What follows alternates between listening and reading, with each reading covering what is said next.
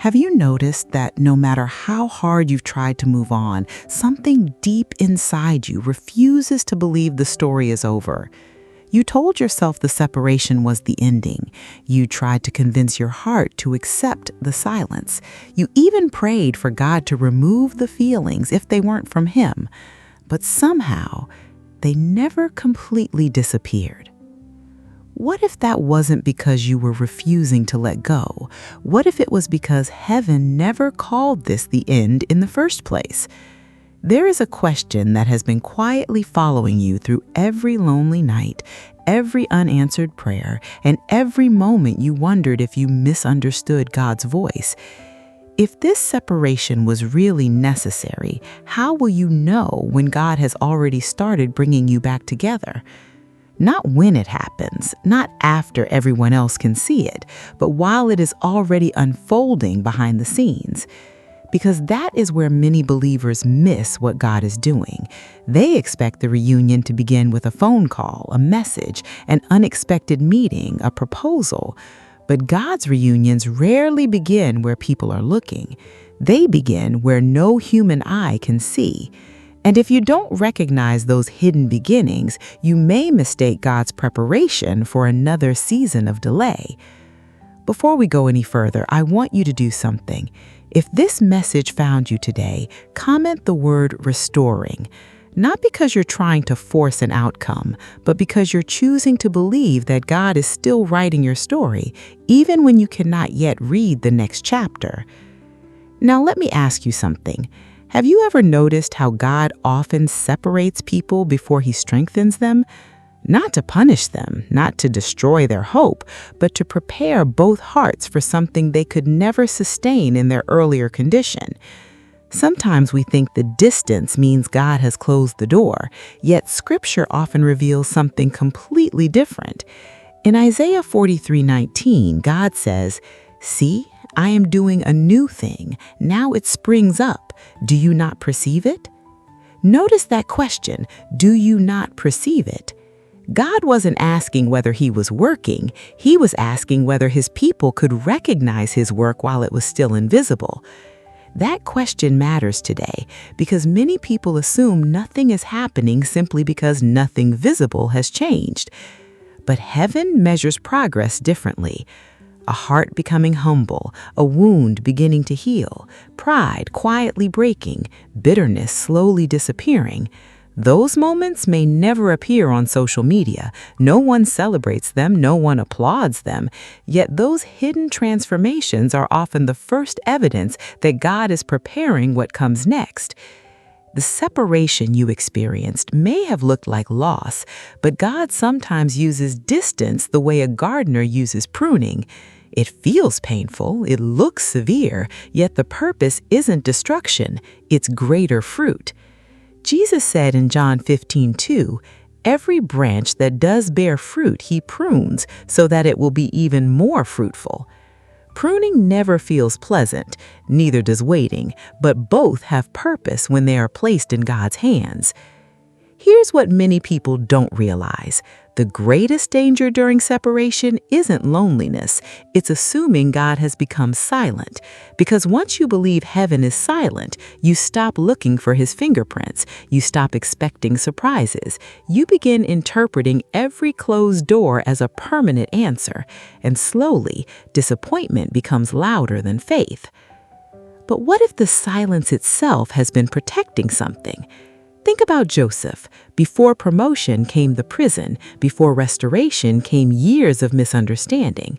God wasn't absent. He was arranging circumstances Joseph couldn't possibly control. The same God still works that way today. He often prepares people separately before bringing them together wisely, not because He enjoys delay, but because premature blessings often become unnecessary heartbreak.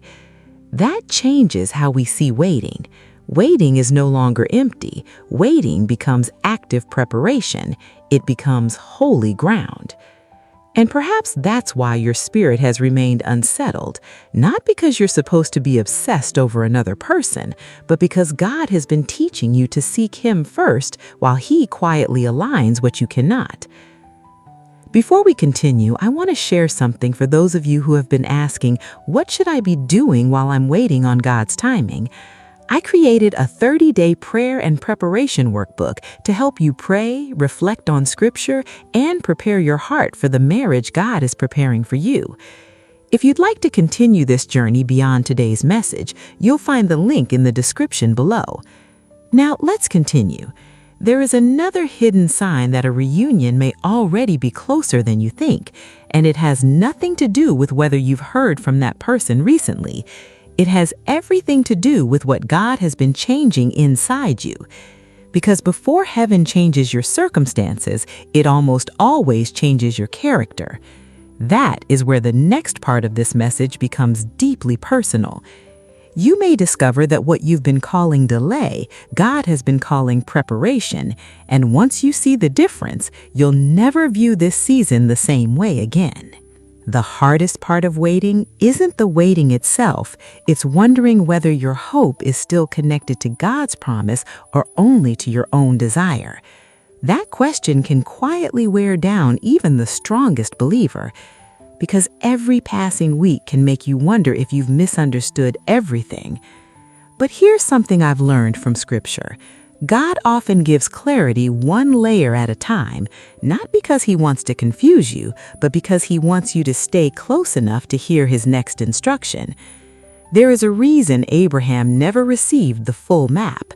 There is a reason Moses only saw the pillar move one step at a time. There is a reason Psalm 119 verse 105 says, "Your word is a lamp to my feet and a light to my path." A lamp doesn't illuminate the entire journey. It gives enough light for the next faithful step. Perhaps that's exactly what God has been doing with you. You've been asking for the destination. He's been giving you today's obedience. And somewhere in that process, your heart has been changing more than you've realized. Think back to who you were when this separation first began. Maybe your prayers were filled with desperation. Maybe your focus was almost entirely on getting that person back. Maybe every day was spent looking for signs, checking messages, replaying conversations, trying to figure out what went wrong. But look at what God has been quietly doing. Your conversations with Him have become deeper. Your dependence on Him has become stronger. You're learning to trust His character even when you don't understand His timing. That is not wasted time. That is transformation. Romans 5:3-4 reminds us, "We also glory in our sufferings because we know that suffering produces perseverance, perseverance, character, and character, hope." Notice where hope comes from, not from circumstances, from character shaped by God. That's why the enemy wants you to believe nothing is happening, because if you can be convinced that God is not working, you'll abandon the very process preparing you for His answer. But heaven measures progress differently.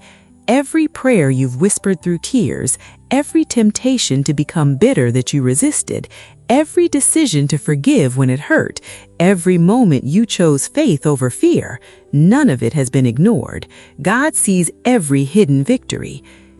Sometimes we imagine reunion begins with another person's decision, yet often it begins with your own healing. Because what good would restored relationships be if the wounds that broke them remained untouched? God isn't interested in temporary reunions. He's interested in lasting restoration. There is an important difference. Temporary reunions are built on emotion. Lasting restoration is built on transformed hearts. That takes time, and time can feel painfully slow when you're living through it. But remember what James 1:4 says, "Let perseverance finish its work, so that you may be mature and complete, not lacking anything."